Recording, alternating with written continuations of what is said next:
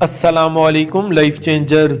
ہمارا آج کا ٹاپک ہے بچے کو سکھانے کا مؤثر ترین انداز کیا ہے۔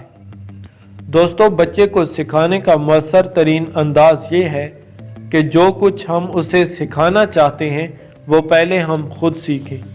صرف زبانی تلقینات و اعلانات اور محروم عمل نعروں اور تقریروں سے بچہ کبھی کچھ نہیں سیکھ سکتا، بلکہ وہ الٹا ان کے اقدار کے خلاف بغاوت کر دیتا ہے جو اسے یوں سکھائی جاتی ہیں، اور ایسے نصیحت کاروں کو بھی بنظر حقارت دیکھنے لگتا ہے۔ اسی لیے حضرت غوث اعظم نے فرمایا، نصیحت وہی کارگر ہوتی ہے جو عمل کی زبان سے ہو۔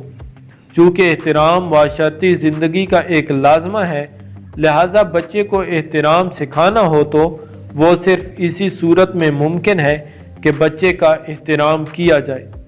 بچہ قدرت اور فطرت انسانی کا مجلہ ترین اور مصفا ترین مظہر ہے، جس پر ابھی لالچ کا سایہ نہیں پڑا اور گناہ کی گرد نہیں بیٹھی، اور جس میں نفرت کا لاوا ابھی نہیں پھوٹا، لہٰذا وہ واجب الاحترام ہے۔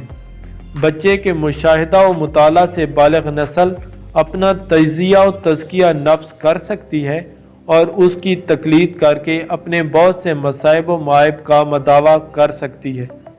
اس لیے حکیم جالینوس نے فرمایا، بچوں کی یہ 4 عادتیں اگر بڑوں میں پیدا ہو جائیں تو وہ ابدال بن جائیں۔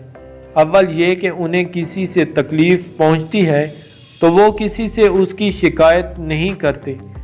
دوم یہ کہ وہ اپنے کھانے پینے کی فکر نہیں کرتے۔